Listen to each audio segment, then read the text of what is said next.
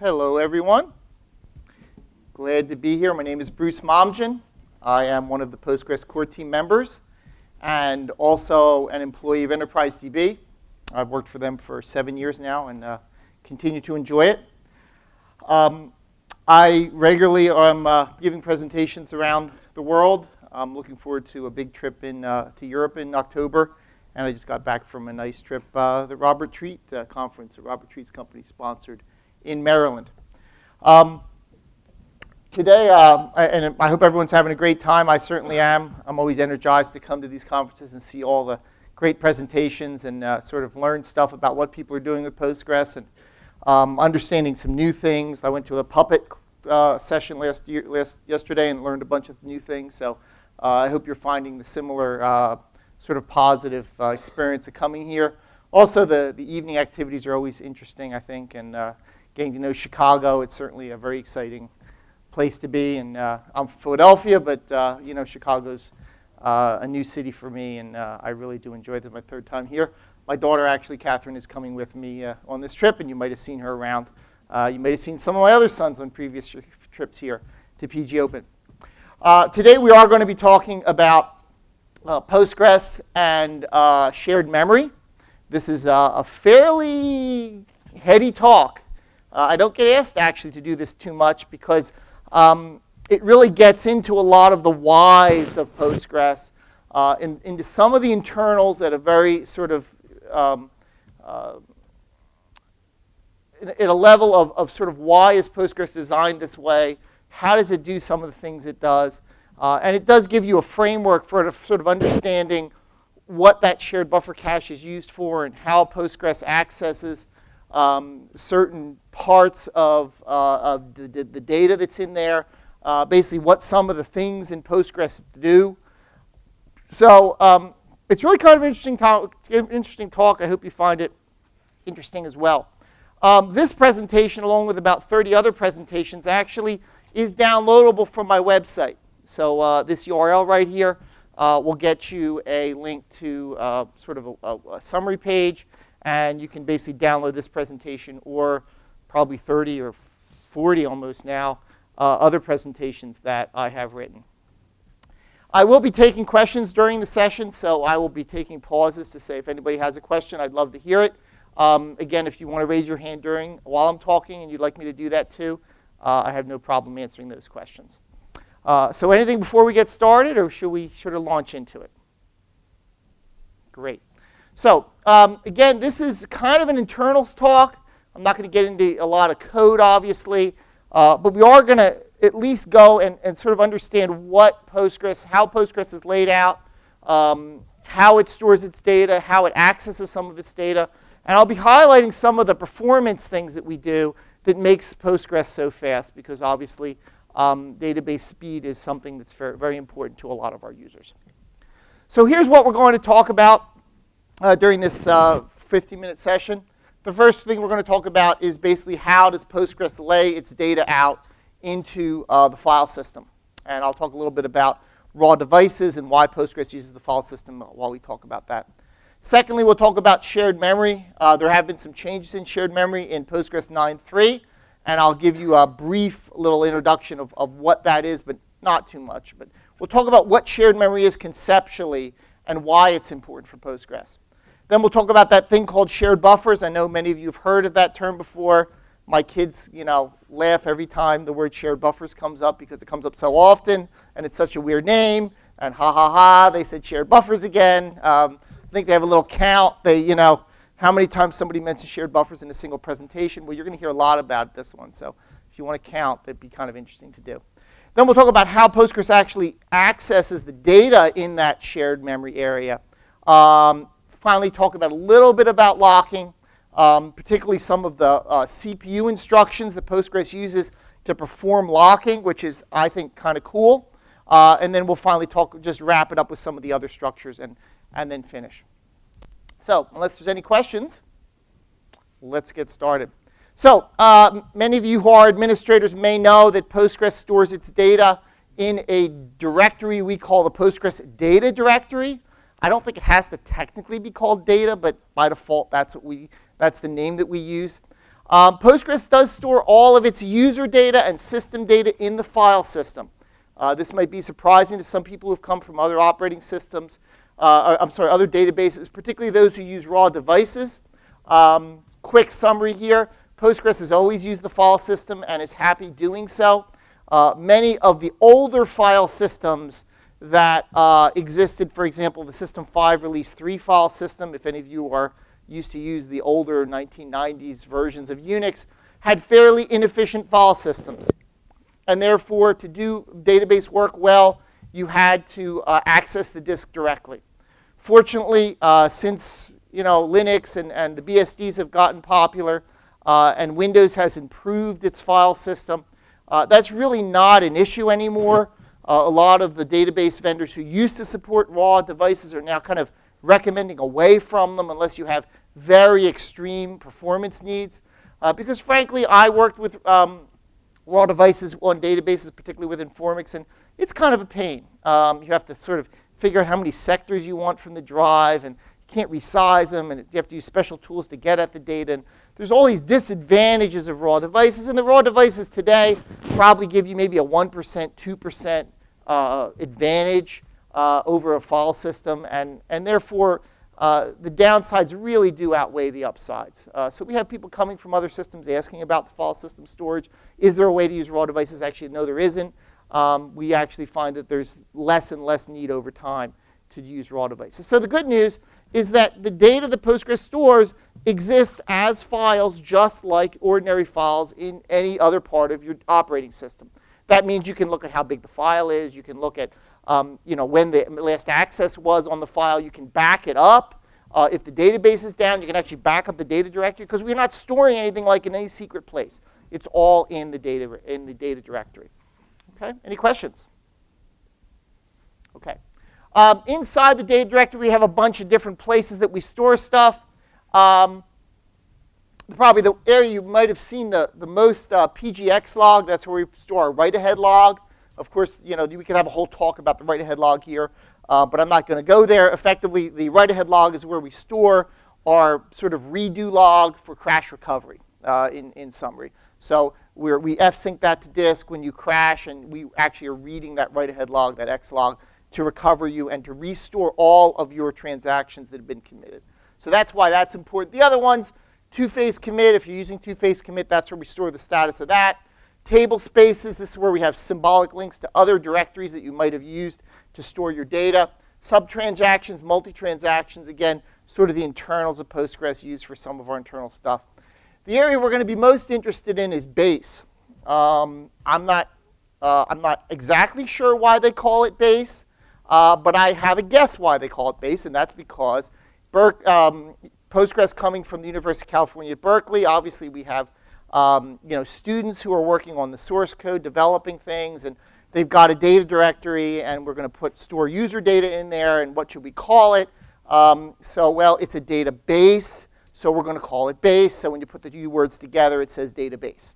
So I think that's why they call it the base directory, because it's a database. Inside the base directory, you have subdirectories, one subdirectory for each database that you have in that cluster. Of course, Postgres has multiple databases per cluster. Unlike Oracle, which would have only one database per instance, as they call it, Microsoft does allow multiple databases per cluster. I'm not going to go into what MySQL does. They do multiple schemas per cluster, so not something we can really parallel there. So what you can see here is that you basically have inside that base directory a bunch of numbers.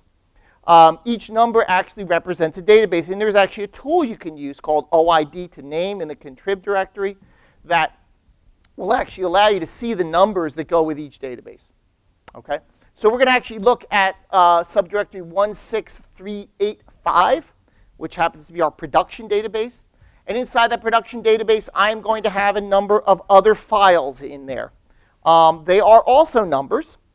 They happen to be the internal rel file node of that particular object. If you look in the PG class table, it's a system table, you'll actually see that there is a rel file node column in the table called in PG class table, and that rel file node number actually matches the actual file.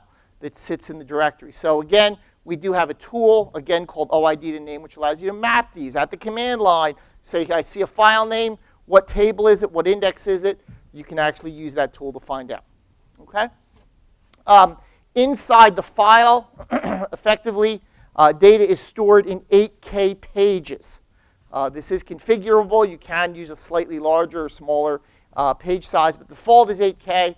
And effectively, you're storing your data in subsequent 8K pages. In this case, the file is 32K because we've got 4 8K pages. We don't store a 2K page or a 1K page. They're always going to be in multiples of 8K. Okay? Inside each page, you have a layout. Effectively, you have a page header at the front, some type of special area at the end. You have what we call item pointers, which sit at the front of the table, and we have actual data called tuples. These are rows. These are data rows or index rows, and they actually sit at the back of the table. And what happens is the item pointers move from the back to the middle. The rows or tuples move from the end to the middle, and when the two meet, the page is full, and obviously we have to get a new page. Okay. Inside the tuple, we actually have a layout of those tuples. We have a header, and then we have a bunch of values on it. Here's what the headers are, various masks and visibility masks and stuff like that. Again, probably more than we want to get into here. But we basically have a bunch of values. And each individual column or field within that row is stored sequentially within here. And we actually have some functions which identify how am I supposed to read the value that's stored in that particular field. In this case, it's a text field. So I call a function if I want to output that particular field. I would call text out. Text out would read that particular value within the row and then output that string to the user. Okay? Any questions so far? Okay. So basically what we've done is we've kind of gone from, just back up here, we went from the data directory, went into the base directory, went into the database, the particular database directory. We looked at a specific file. We identified the files are 8K in size. We then looked at the page. Then inside the page, we took a row, and we looked at one of the particular rows. We pulled it out, and then we blew up that row, and we actually showed you the values inside of it. So very hierarchical, okay, very efficient the way it works. This happens to be the C structure that we use for the header. Again, much more detail than we really want to go into here. But what you basically identify, for those of you familiar with C, is effectively it's just a C structure. So we lay out this field is 16 bits long. This one is 8 bits long. We have a union up here and some other type defs here that we're kind of laying out. But this is exactly the way that the data is stored on disk. Okay. Any questions about kind of that column store and so forth? Oh, yes, sir. All right, I see down the bottom you have a variable length bitmap of null. What is that? What is that for? Excellent question. So the question is, at the bottom we have an area called tbits, which happens to comment as a variable length of nulls. I mentioned before that we store values kind of sequentially, right? So the first value in the row is going to be the first one, and the second value in the row is the second one. Now, the problem, of course, of those of you who know SQL, is that we can also have a null value in that row. And the question is, how would you store a null value in a particular field? So we could have gone the direction of having sort of some special format for each data type to represent a null, but we didn't do that. What we decided, we said, okay, we're going to take the idea of nullness and we're going to move it out to another area. And we're going to store the bitmap indicating whether a field is null or not is just a 1 within this variable length pattern of that field. Okay? So for example, if you have a table that has, 100 columns, and 99 of them are null, we're going to have 99 ones in here, and we're going to have 1 value in the table. Okay? So this basically allows us to collapse out all of the nulls that we don't want to store, and then just store the ones that are actually non-null. There's a couple reasons for that. I think efficiency allowed us to kind of really quickly check if something's null or not, right? So that's great. And then, of course, if you have a sparse table that has a tendency to have a lot of nulls, we're ready for you, right? So we're not storing a whole bunch of sort of dead values that really don't have a good representation. We're now storing them very efficiently as single bits. That answer your question? Great, thank you. Other questions? Okay, so this is the shared memory talk, so let's talk about shared memory. But I had to give you that outline because it's not going to make a lot of sense of how Postgres works unless you kind of understand the storage format and sort of how everything kind of works under the hood. So this is a sort of, I want to say, sort of archetypical view of a process in a modern operating system. Okay, and many of you have probably seen this before, particularly those of you who have computer science backgrounds. Those of you who don't, I'm going to kind of walk through it. So what we have here is kind of a sort of a very high-level slide that explains how the Postgres system works, how process creation works, and how sharing works. Because, of course, as a database, the idea of having data that other people can see is kind of fundamental to the whole shebang, right? We got to have the ability to share data efficiently. And how do you do that?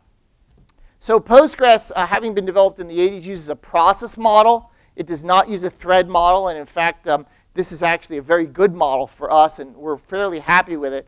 And a lot of people are kind of thrown off by the process model. They're used to threads. They're used to databases that use threads. Again, I think a lot of that goes back to the 90s when process creation was fairly expensive, okay? And threads was kind of the new thing. And of course, we've got to share stuff, so threads kind of make sense. In 2013, or even probably 5 years ago, that didn't make a whole lot of sense. Threads didn't make a whole lot of sense anymore for databases. We're very happy with the process model, and I'm going to explain exactly why. Basically, what we have here is a single program called the Postmaster. That's actually the program that starts up, and it actually exists here on the left. So we have a program which actually is called the text segment for those of you who are kind of OS folks. It's kind of a confusing name, but that's what they named it. So the program area, or the text, is this is your program. This is your binary. This is the program you're running, okay? Any data that's allocated by that particular program is going to go inside an area called data. That's actually the part of the process that stores your data that process needs to allocate. So when you call malloc or you access a variable, you create a global variable, it's going to be in that data segment. At the bottom, we have the stack. And for those of you who are used to procedural languages, when you make a function call, this is where the arguments to the function go. If you declare any local variables, those are also going to be declared on the stack. When you return from a function, they get popped off the stack. The stack gets smaller and so forth, and you do more function calls. Okay? That's kind of the basic part of a process. All right? Every process that's running on your system probably has that particular layout. What's different about Postgres, again, because of the sharing requirement, is the pink area called shared memory. And the shared memory area is where we do all of our sharing. Okay? So what happens is that when the Postmaster starts, it creates this shared memory area. Now, on Windows, it's actually using a special Windows primitive which allocates a global shared memory segment. On Unix, prior to Postgres 9.3, that was always a System 5 shared memory segment. Okay? Starting in Postgres 9.3, it potentially could be a POSIX shared memory segment or an mmap shared memory segment. So we now have actually 4 ways, I think, to allocate, to create a shared memory area in our process. Again, you need to really know that? Kind of not. It's just something interesting kind of to understand what was new in Postgres 9.3. Okay? But why is this thing so important? Why is it shared? What makes it shared? Okay, and this is kind of the crux of this slide. So as I said before, when the Postmaster starts, and I got the word Postmaster here, it basically starts up, it creates this entire column here, and then it just waits for a connection to come in. Okay, so it's going to just sit on a socket, wait for a connection to come in. When a connection comes in, assuming that the HBA file, the host-based authentication file, identifies that person as coming from a valid network, a valid user connected to a valid database, and so forth. What that postmaster will do, it will fork. It will create a copy of itself, and it will start a new process, and it will then go back to listening for more connections. Like obviously, this is very efficient. And of course, web servers do this. Pretty much every server has a similar kind of layout where it's going to listen for a connection request, identify that if that's a valid request. If so, it's going to create a separate execution thread or a separate process to handle that particular request, and then it's going to go back and listen. There are some other architectures, but in general, this is probably the most common one. Okay? So what happens is the postmaster will create a copy of itself. It will continue listening for answers, and it will then start a new session. So this is actually a database session right here. I know it looks like the postmaster, okay? And it's the same program. It's still running, but now it's running as two processes, okay? This one's listening. This one is actually starting up a new session, okay? So it's going to have its own new data that it didn't have before. It's going to have a whole different call stack of different functions that it's calling, okay? But what's the same is the shared memory. So what happens is that any time I write into this shared memory or read from this shared memory, I am reading and writing the same memory as the postmaster and as the second process or second session that happens to be running. So the way Postgres is structured is that effectively we have private data, private stack, which is private to every session, but we have this common area we're going to use for everything that needs to be shared, okay? And this has a couple benefits. First, because we're process-based, if one of these things goes wacky and it starts to do strange things like allocate too much memory, okay, we can terminate that session, or that session can terminate itself cleanly without worrying about affecting other sessions. As long as it wasn't in the middle of doing something in shared memory, it can just go away, and we can just clean it up. Okay? This is very hard to do in a threaded model because the threads are often very intertwined in terms of all their memory allocation and cleaning up and so forth. Because we're in a process model, because it's got private data, because it's got a private stack, all that can just kind of go away in a very clean way. It allows for greater reliability. It also allows for easier programming. I mean, let's face it, we have a whole bunch of shared stuff we do in a database. There's a whole bunch of non-shared stuff we do. Parsing, optimizing, all that stuff is private. We don't care what somebody else is optimizing. We're just optimizing our query. We're just parsing our query. Okay? So we don't need all the overhead and the complexity of code that would be necessary to do that in a threaded model when we have a very clean process model that we can use. Okay? So that's why the design has always been this way. That's why I've really never considered doing other things. Now we are looking into parallelism, and now we are starting to look at some threaded models and some threaded approaches to some of this. Or process-based helper approaches to this. But we're certainly open to looking at other technologies, but effectively this type of architecture has worked very well. It's sort of like take the stuff that we don't want to share, make it very easy, make it very clean. The stuff we do want to share, let's put it in one place, and let's do it very efficiently. Okay? So this is actually a very clean way of doing it. We're very happy. Are there any questions about this? I got no questions on this slide? Wow. I guess that's good. Okay. Shared memory. What's in the pink area, right? And I'm sorry it's a little darker than it is on my screen, but I hope, can everyone read it? Yes or no? Yeah. Maybe I'm going to try and next time change the pink to something else because it's not. This is not the first time that the projector has slightly changed what I've seen. So anyway, the good news is there's more stuff on there. I'm sorry. I will fix it for next time. So effectively, what you have in shared memory is a whole bunch of stuff that's kind of all aggregated together that we're going to use to share our information. Okay? So again, we've taken everything from the database that we need to share, and we're putting it in this central area. The biggest part is shared buffers. So this is the part where we're going to do all of our I/O is going to happen in this shared buffer area. Okay? We also have some other things. Auto vacuum has an area. Background writer does some things. We have a proc array. We have some lock information, some stuff about subtransactions and so forth. That also is in this shared memory area. Okay? Let's take really first about shared buffers. That's probably the most important one. And this kind of now ties in with what we started out talking about. Remember I talked about the data directory, how we store this data in the file system and so forth. So effectively, what happens when you need something in the database, when you need a particular file or a particular 8K page from the file system, what we effectively do, because we've got this shared area and because, of course, if I write some data into a particular page, I need you to see that data right away. Like I can't make the change private because then you might also make the change private, and then we'd have conflicting changes, right? So we need that all the I/O, all the changes have to happen in a common area so that nobody tries to do a change and somebody else doesn't see it. That's fundamentally why we have to do all of our I/O through this shared buffer area.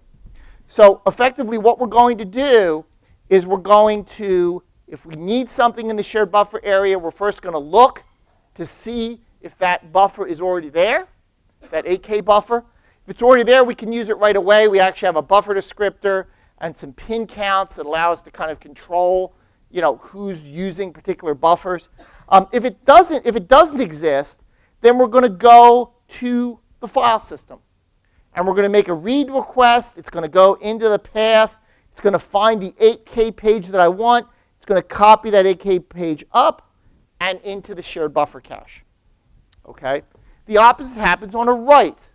Later, during a checkpoint or the background writer, when it finds a page is dirty and it needs to be written to the file system, it's basically going to take that 8K page, it's going to find it in the file system, it's going to write it down into the file system.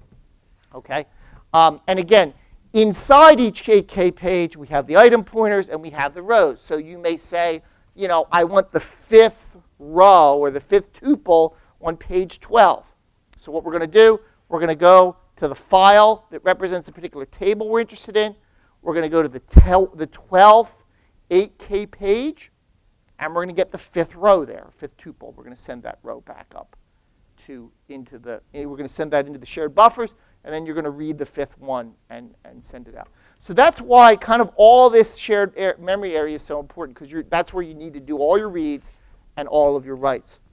I'm going to go a little deeper here. Once it's in the shared buffer area, how do I actually get to it? Well, you've seen this slide before. This is the slide where we kind of lay out where everything sits and how all of the offsets work for the various pages, right?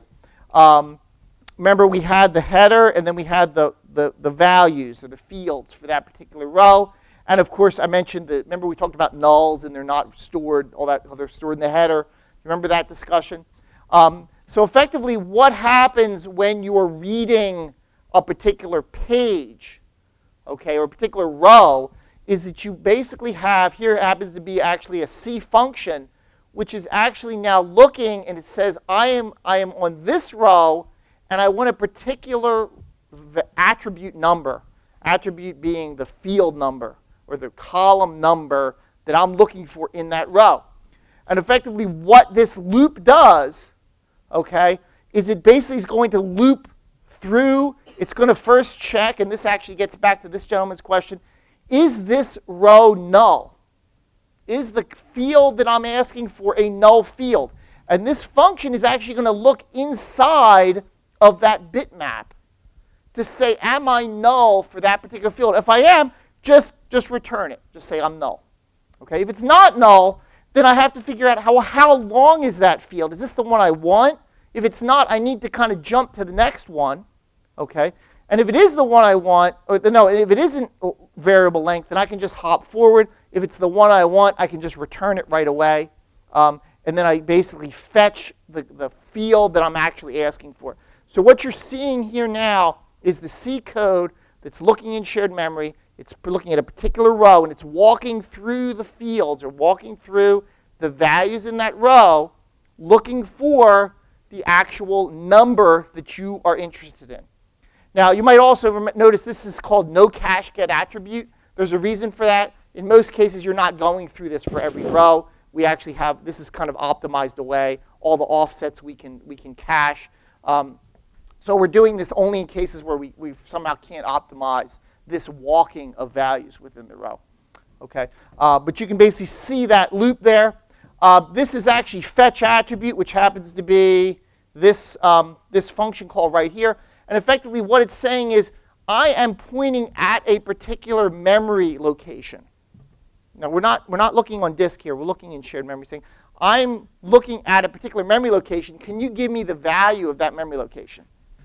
So what it first says, it says, okay, is this a by value one? If it is, then I'm just going to pull it as an integer, okay? And if it's not, then maybe it's a, so if it's by value, then I'm saying, okay, if it's an int32, I'm going to actually map it as a 32-bit integer within memory and just read it into the CPU, okay? If it's a 16-bit integer, I'm going to read it as a 16-bit integer, and if it's a 1-byte integer, I'm going to read it as a 1-byte integer. If it's a pointer, then I'm going to actually return a pointer here, okay? So what's interesting about this slide is effectively, some people have asked me sort of in conversations. Somebody asked me yesterday. They said, "Well, why is the timestamp only like microseconds? Could we make it nanoseconds? Could we add some value? Like, could we make the field a little bigger?" I said, "Well, the timestamp field is 64 bits." And I said it's 64 bits because we store 64 bits on disk and 64 bits in memory. And when we read those 64 bits into the CPU thinks it's a 64-bit integer. So we're not translating some special timestamp format, okay, that has a pattern, header, and so forth. And we're not doing any kind of manipulation. We're like saying, okay, if you want to store a timestamp, take a 64-bit integer, put it in memory, and then eventually throw it out to disk. Okay? So a lot of the storage, a lot of the primary data types, even timestamp, that you are storing in Postgres is being stored not in some special Postgres format, but whatever your CPU wants to do. When you store a float, we're storing a float. Whatever your CPU thinks is a float, that's what we're going to store on disk.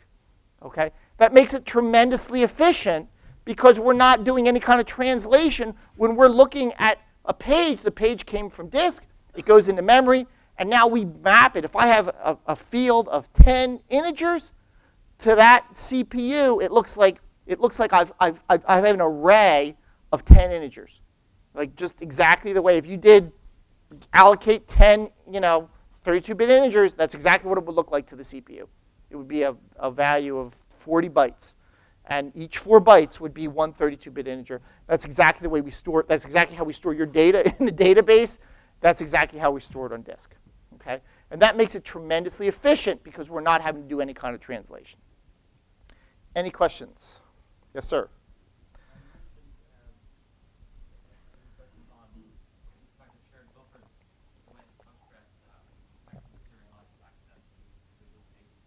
Yes, sir.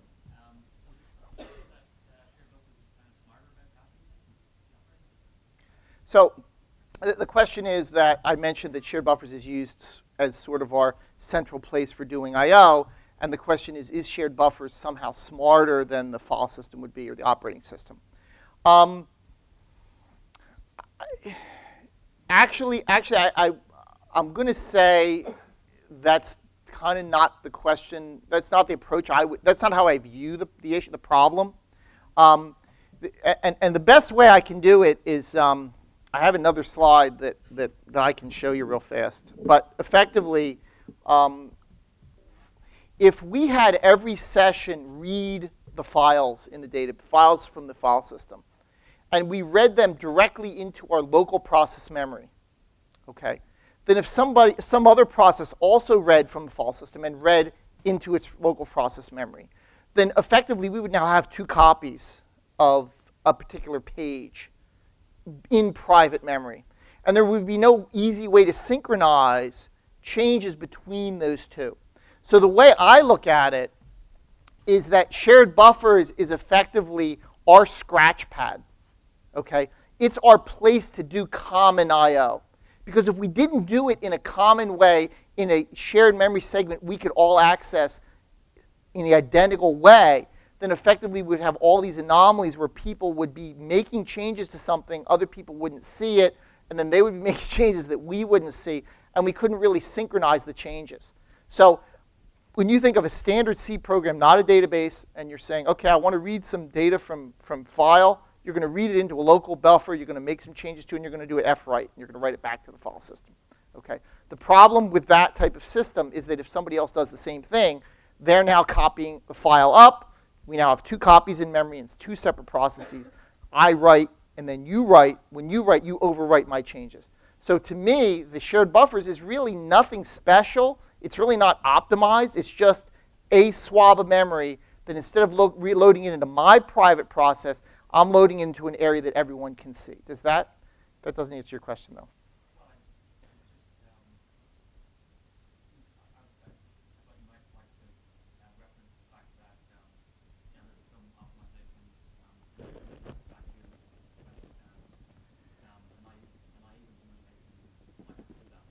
Okay, so the question was, in terms of reading from the file system, are there optimizations that we can do because we're doing this in a shared environment? And because we're a little smarter about knowing what other people have done. And so, for example, if somebody else reads a page and I need it again, I need it soon after that, the page is probably already there for me, so I don't have to reread it. So and that becomes a cache for us. Not only is it a shared memory in terms of writing and reading, but it's also a shared area in terms of being able to have common data that other people have accessed available to me. In addition, you're right, there are some things in terms of sequential scans and allowing somebody who's reading a table to also sort of piggyback on some other process that's also reading the same table to do a scan that actually loops around. So you can actually sort of piggyback multiple people who are reading the same large table in. Multiple sessions can all kind of synchronize on that and basically read it together, so you're not blowing out your cache and you're minimizing the number of duplicate reads that you have. Of course, there's a lot of cleanup that goes on. There's a background writer, there's vacuum, which can kind of go in and sort of look at it and say, oh, they're dirty pages that somebody dirtied like 10 seconds ago, and I think they're ready to be written to disk, so I'm going to write them to disk for you outside of the primary process that's just dirtied the page and walks away. Because effectively, that's the way Postgres works. You dirty a page and mark it as dirty and just keep going. And someone else, background process comes in, and either during a checkpoint or the background writer will normally write these pages down to disk for me. So again, because I have a shared area, there are optimizations that we can do that would not be possible if we were doing this all in the private area. I think that's closer to what you were asking. Thank you. Good point. Yes? Back to your loop, I know this is not specifically for shared memory, but the loop you're doing there is actually a lag.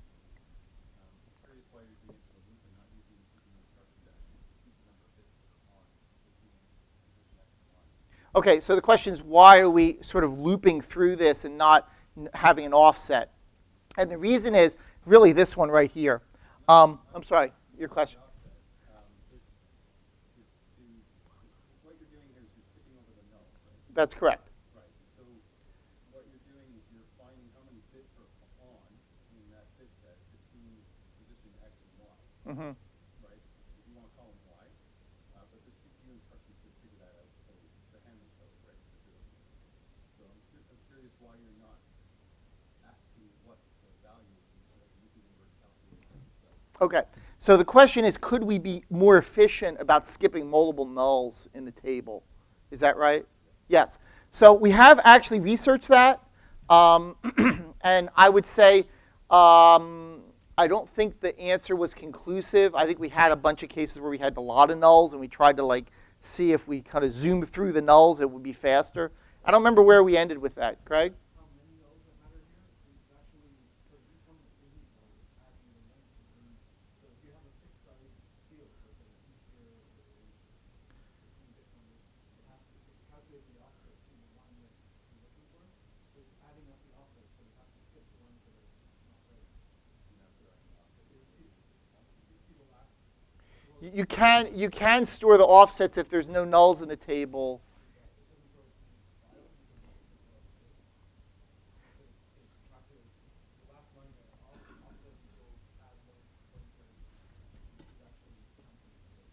Yeah, it gets a little. The two complexities are variable length fields and then nulls in the table, nulls in the row.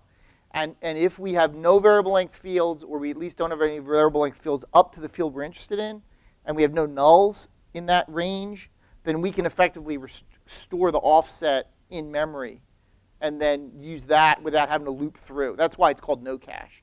So there's actually some heuristics in there that try to cache the offsets, and sometimes we can, sometimes we can't. And again, we have been looking at this even more to try and see if we could kind of compress the number of nulls. I know we had a patch even last year where we was talking about sort of optimizing for a large number of null values and sort of cleaning that up a little bit. In fact, I think the issue was that when we have nulls at the end of the row, we don't even need to store the bitmap. That's another issue. Like if there's 20 nulls at the end, do we even need those ones? So, anyway, there's stuff you can do here. There's performance stuff, but then there's code clarity that you have to weigh against. It's yeah. And sometimes it is an absolute value if we cached it. Yeah. So let's talk about the final thing I want to kind of get into in detail, and that is how do we do locking? Because of course we now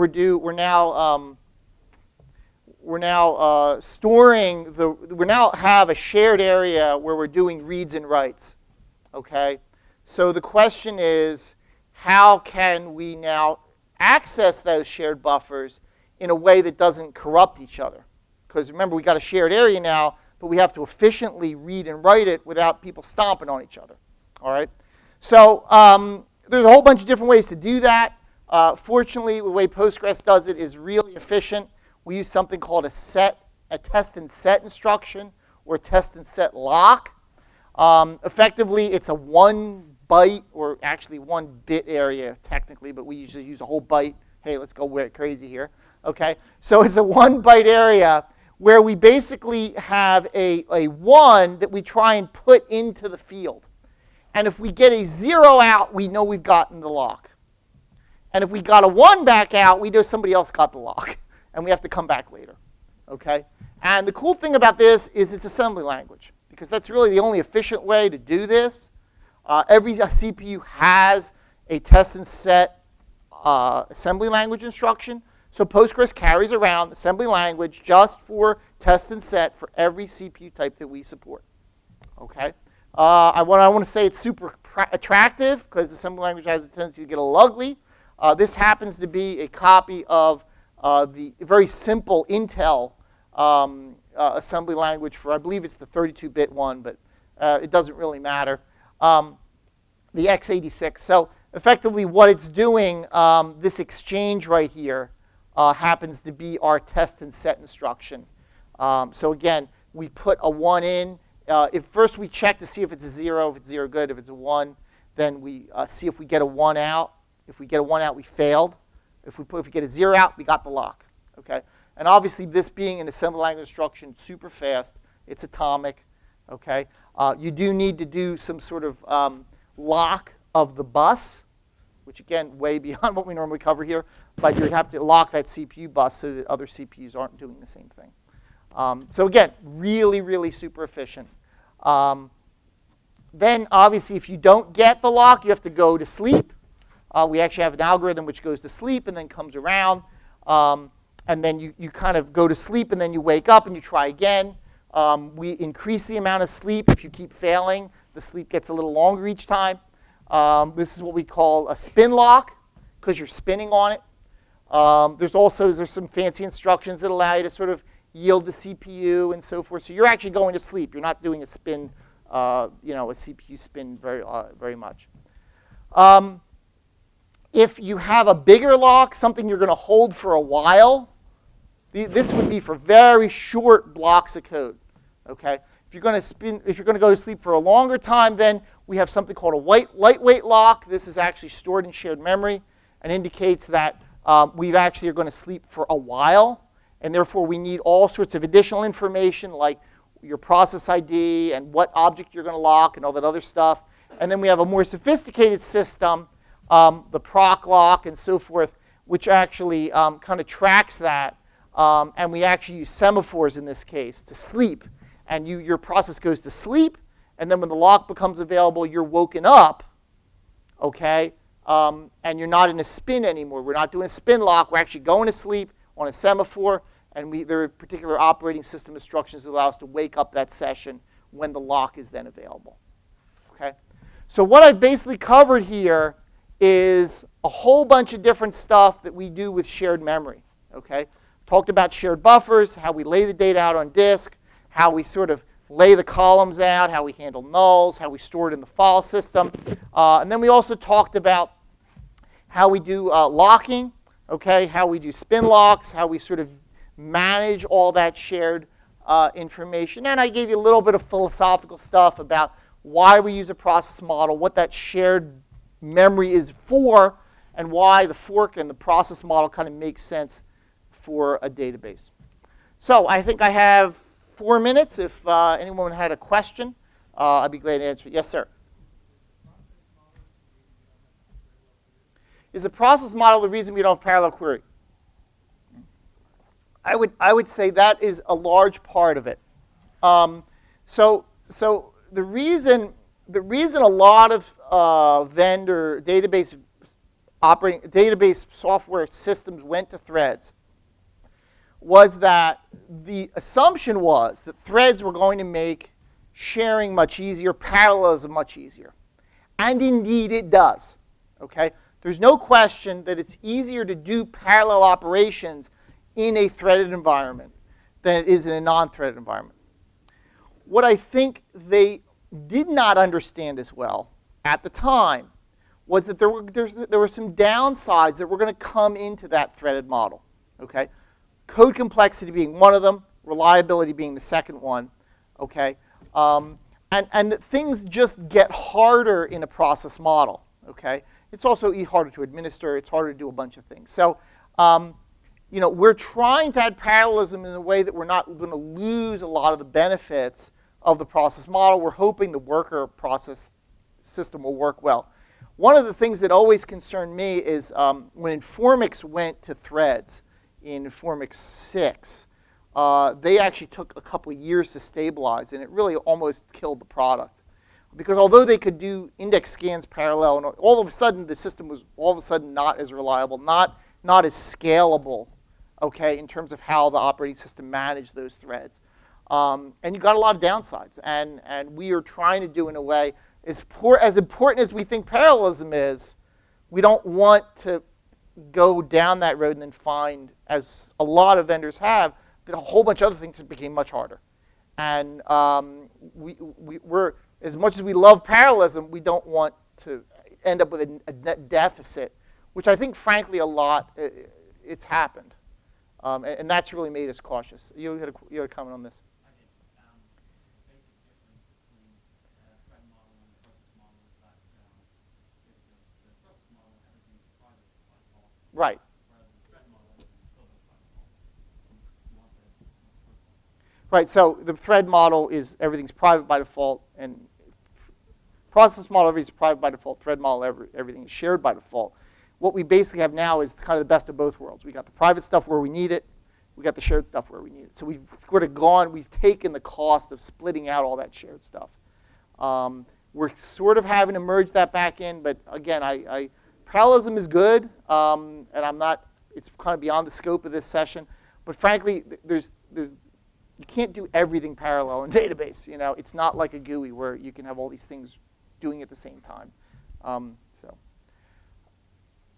So unfortunately, I have run out of time. I'm getting the flags back there. So I will be around for the rest of the day. I am sorry I wasn't able to get your questions. If you want to come on up, I'd be glad to answer them. If not, I believe the next session starts at 11:30 in 9 minutes. Thank you.